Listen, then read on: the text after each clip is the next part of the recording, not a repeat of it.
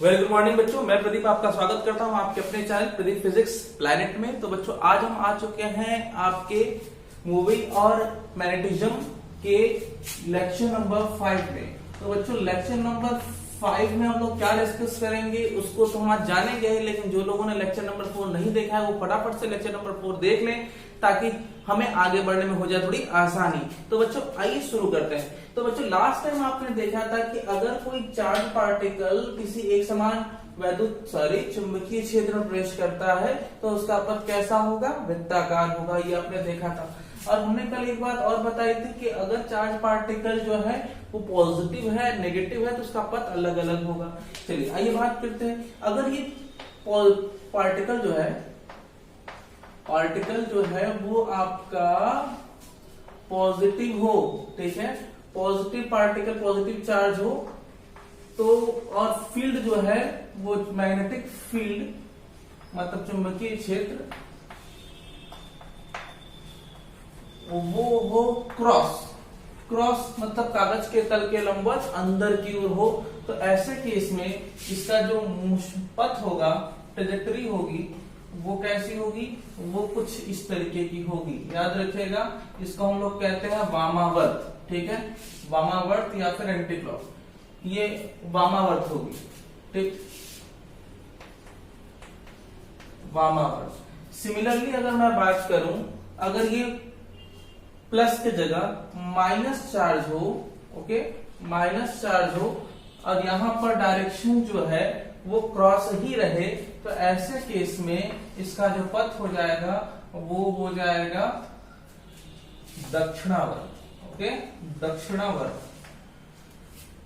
अब सिमिलरली मैं यहां पे फिर से पॉजिटिव चार्ज लूं और इस बारी पॉजिटिव चार्ज को लेकर के मैग्नेटिक फील्ड को परपेंडिकुलर ऊपर की ओर कर दूं कागज के तल के लंबवत, तो कहानी जो होगी वो जस्ट रिवर्स हो जाएगी और वो इस बारी इसकी दक्षिणावर्त हो जाएगी, दक्षिणावर्त, ठीक। और सिमिलरली मैं यहाँ पे पॉजिटिव की जगह नेगेटिव चार्ज लूं और नेगेटिव चार्ज को अगर हम यहाँ पे डॉट करके दिखाएं, मतलब कि कागज के तल के लंबवत ऊपर की ओर, तो ऐसे केस में जो डायरेक्शन होगा वो फिर से बदल जाएगा और इस समय ये हो जाएगा वामावर्त। बात समझ आई? तो ये कहानी है मोशन की। थोड़ा और आगे बढ़ते हैं।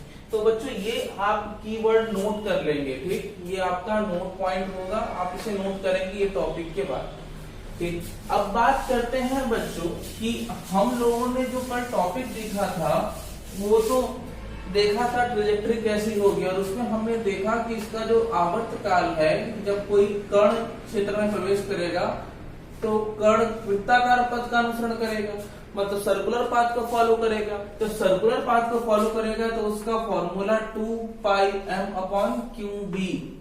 रिमेंबर 2πm/qb यही था, याद करिए। तो 2πm/qb में m आपका पार्टिकल का मास था। सिमिलरली मतलब हमने टाइम पीरियड जब निकाल लिया था तो हमने फ्रीक्वेंसी निकाली और जो फ्रीक्वेंसी मिली वो हमें मिली थी qb/2πm। याद आ रहा है आपको? हाँ बिल्कुल याद आ गया होगा। अब मैं आपसे बोलूं कि चलो फटाफट से आप मुझे इसका रेडियस भी बता दो, तो रेडियस आपको लर्न होगा ही, ठीक है। इसका रेडियस बच्चों क्या आया था, small r mv/qb, remember mv/qb।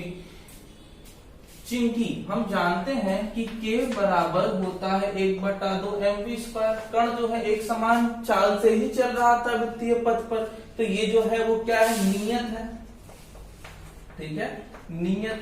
तो बच्चों जो आप लिख चुके हो दोबारा नहीं लिखिएगा, ये लिख चुके हैं, ये लिख चुके हैं, मैं समझाने की कोशिश कर रहा हूं, और जो आपके में नहीं होगा उसको आप आगे फॉरवर्ड कर लेंगे, नोट कर लेंगे। तो k = ½ mv²/,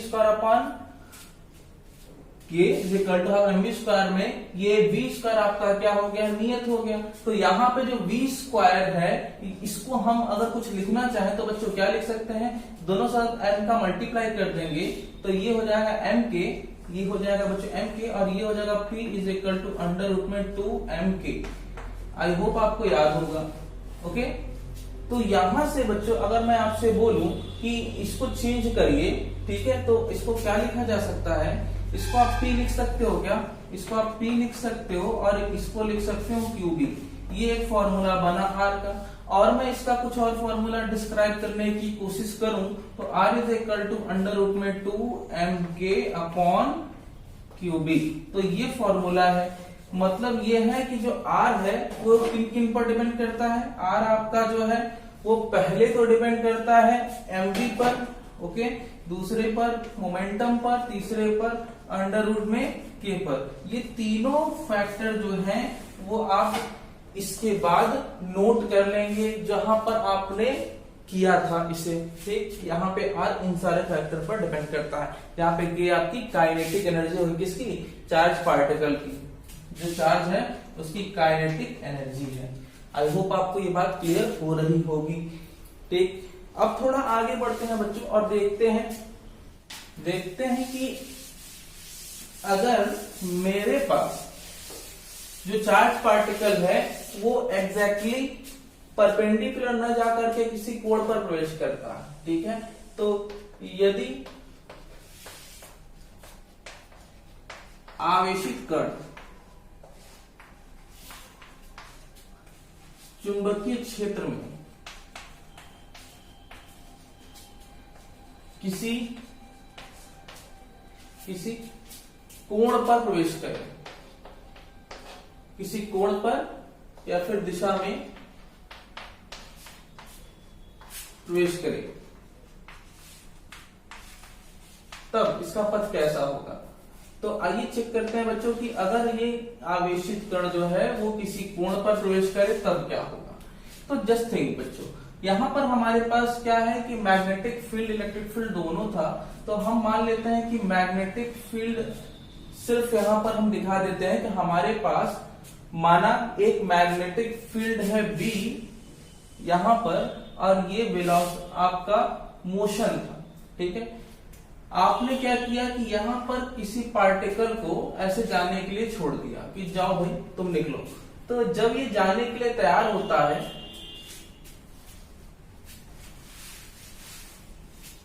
मान लेते हैं कि हमारे पास ये मैग्नेटिक फील्ड का डायरेक्शन है, ओके, और कोई चार्ज पार्टिकल ये एंटर कर रहा है मैग्नेटिक फील्ड के साथ किसी कोण पर, किसी दिशा में, ठीक है, लंबवत नहीं जा रहा, ये एंगल थीटा बनाते हुए एंटर कर रहा है। जैसे ही ये वेलोसिटी v से एंटर करेगा, इसके दो कंपोनेंट हो जाएंगे, एक तो इस दिशा में जिसको हम लोग यहाँ पर इसके परपेंडिकुलर कंपोनेंट कहेंगे इसके, और एक कंपोनेंट यहाँ होगा जो कि इसका पैरेलल कंपोनेंट कहलाएगा। ये जो पैरेलल और परपेंडिकुलर मैंने लिखा है ना, वो चुंबकीय क्षेत्र मतलब मैग्नेटिक फील्ड के रिस्पेक्ट में लिखा है, क्योंकि ये इसके लंबवत है और ये इसके समांतर है, इसलिए मैंने इसके दो घटक लिख दिए हैं। तो v के दो घटक हो गए, ये इसकी दिशा थी जिस पर ये प्रवेश कर रहा है। तो कण के वेग के दो घटक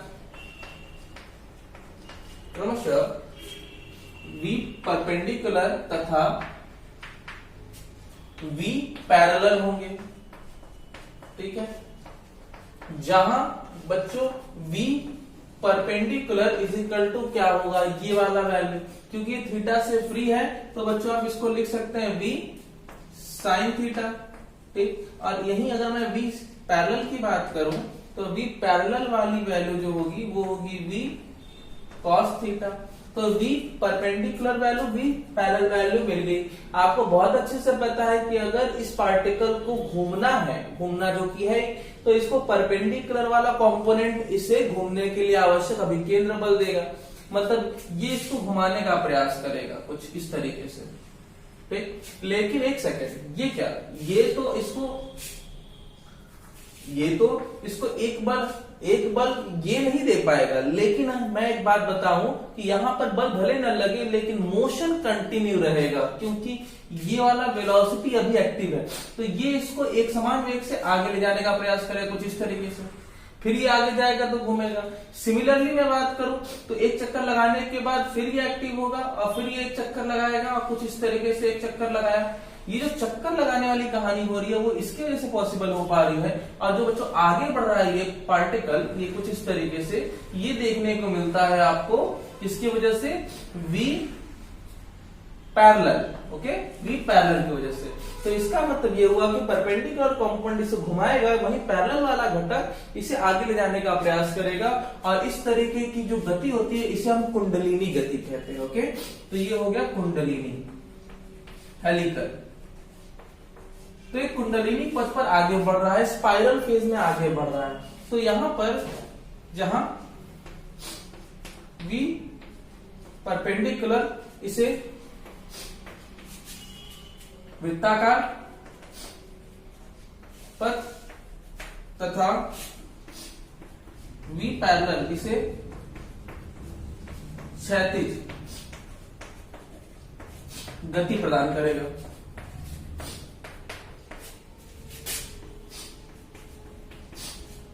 अर्थात इस वृत्ताकार पथ की त्रिज्या निकालनी होगी, तो कैसे निकालेंगे? तो वृत्ताकार पथ की त्रिज्या निकालनी है बच्चों, तो त्रिज्या r इक्वल टू क्या लिखते थे आप? mv upon QB. तो यहां पर आप mv कौन सा कॉम्पोनेंट, परपेंडिकुलर वाला क्या था बच्चों? साइन थीटा अपॉन यहां पर क्यूबी। ओके, ये आपका रेडियस आएगा इस पथ का। अब मैं देखूंगा कि इस पथ की त्रिज्या ये है, तो इसका आवर्तकाल कितना आएगा? तो इसका आवर्तकाल अगर निकालना होगा तो आवर्तकाल t इज इक्वल टू होता है 2 पाई m अपॉन क्यूबी। इस पे वेलोसिटी का कोई प्रभाव नहीं पड़ता, वेलोसिटी चाहे कुछ भी हो, मतलब t पर कोई प्रभाव नहीं पड़ेगा। फ्रीक्वेंसी की बात करूं तो वो भी वेलोसिटी से फ्री है बच्चों। इसका मतलब कि फ्रीक्वेंसी और टाइम पीरियड जो वृत्ताकार पथ पर केवल घूमते हुए था, वही कुंडलिनी पथ पे भी आवर्तकाल आवृत्ति वही रहेगी, उसमें कोई चेंज नहीं होगा। बशर्ते यहाँ पे एक चीज और देखने को मिलेगी, वो क्या होगा? आइए देखते हैं। यहाँ पर हमें एक चीज और देखने को मिलेगा, रेखीय संवेग। तो मुझे इसमें एक रेखीय संवेग देखने को मिला कण में, ठीक है, लीनियर मोमेंटम, और वो क्या होगा? P is equal to M तो रहेगा ही, आगे ले जाने का काम इससे कौन करता है? V parallel. तो यहां पर हम रख सकते हैं M V cos थीटा। तो बच्चों ये P की वैल्यू मिल गई इसको, जो आगे ले जाने का प्रयास करता है। तो यहां पर अगर कोई कण वृत्ताकार पथ पर गति करती है, तो वृत्ताकार पथ पर वो तभी गति करेगी जब वो लंबवत चुंबकीय क्षेत्र में गति करे, और अगर किसी कोण पर करेगी तो इसका पथ कैसा होगा? कुंडलिनी होगा, याद रखिएगा। आगे बढ़ते हैं बच्चों, और आज हम बात करेंगे अगर कोई कण इलेक्ट्रिक फील्ड और मैग्नेटिक फील्ड में गति करे तब इसका अलग अलग प्रभाव क्या होगा। क्योंकि ऐसा मैंने पहले भी डिस्कस किया था कि जब इलेक्ट्रिक फील्ड और मैग्नेटिक फील्ड दोनों में गति करता है तो उस पर दो बल कार्य करते हैं, और दोनों बलों का सदिश योग कहलाता है लॉरेंज बल। लेकिन आज हम लोग बात करेंगे यदि कण इलेक्ट्रिक फील्ड E तथा मैग्नेटिक फील्ड B में V वेग से गतिमान हो, तब कण पर कण की गति कैसी होगी।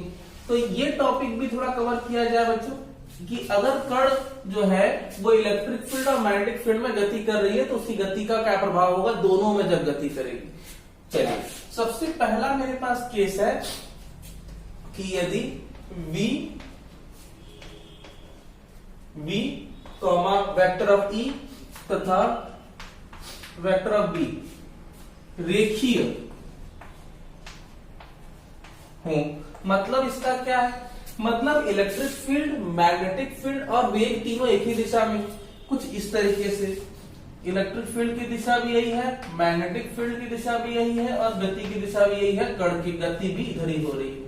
ठीक है, अगर मैं बात करूं कि आपकी E, B और B की दिशा यही है, सेम है, तो इसका मतलब ये होता है कि अब V और B सेम होने पे बल तो क्या होता है? चुंबकीय बल हो जाएगा 0, ठीक है, लेकिन इलेक्ट्रिक फोर्स तो लगता रहेगा, और उससे हम कहेंगे Q। अतः Fn की वैल्यू बच्चों हो जाएगी 0, और मैं अगर बात करूं कुल बल की, तो जो कुल बल होगा वो हो जाएगा QE plus 0 F is equal to QE। तो इस पर केवल एक बल लगेगा कण पर, वो केवल वैद्युत बल होगा, याद रखिएगा। सिमिलरली मैं एक और केस के बारे में बात करूं कि अगर कण एक ही दिशा में न गति करे, मतलब कुछ इस तरीके से हो, यदि v वेक्टर ऑफ E तथा वेक्टर ऑफ B तीनों लंबवत हो, तीनों एक दूसरे के लंबवत हो, तो ऐसे केस में बच्चों क्या होगा? तो देखिएगा बच्चों, कुछ इस तरीके से, मतलब कुछ इस तरीके का मोशन दिखाया गया। ये इलेक्ट्रिक फील्ड हो गया, ये मैग्नेटिक फील्ड हो गया, और ये कण गति कर रहा है। इसका मतलब हम कहेंगे, अर्थात कण की गति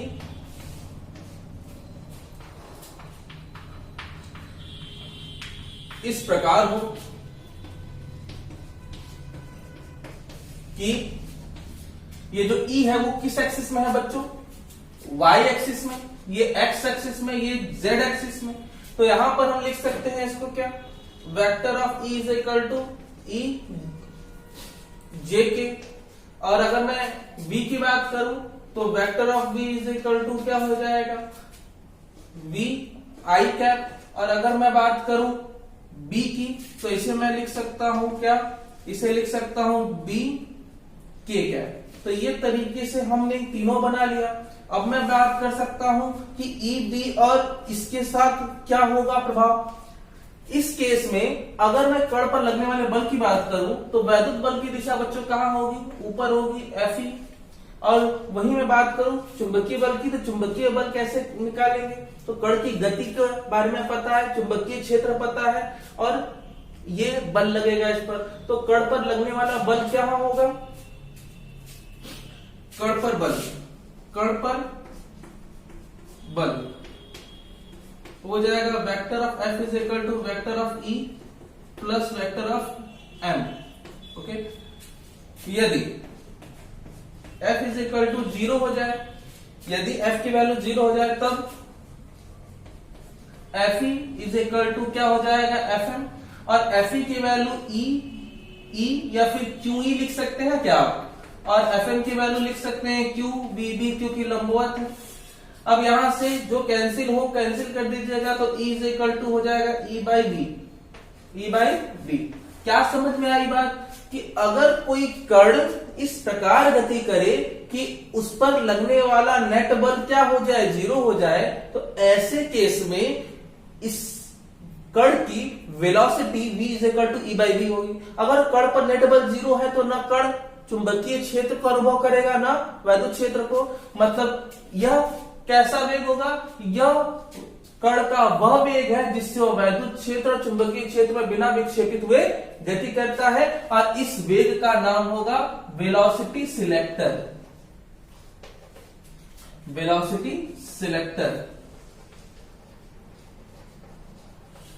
ठीक है, अविक्षेप वेग कह सकते हैं इसको, या वेलोसिटी सिलेक्टर कहा जाता है। ये इसी नाम से बच्चों एग्जाम में आता है, या फिल्टर वेलोसिटी भी कह सकते हैं इसे।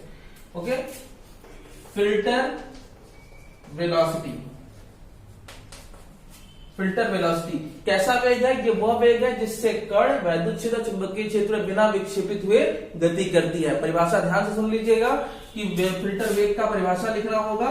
तो फिल्टर वेग का परिभाषा कि किसी आवेशित कण का वह वेग जिससे वह वैद्युत क्षेत्र और चुंबकीय क्षेत्र में बिना विक्षेपित हुए गति करता है, जो E बाई बी के बराबर हो, इस वेग को फिल्टर वेग कहेंगे।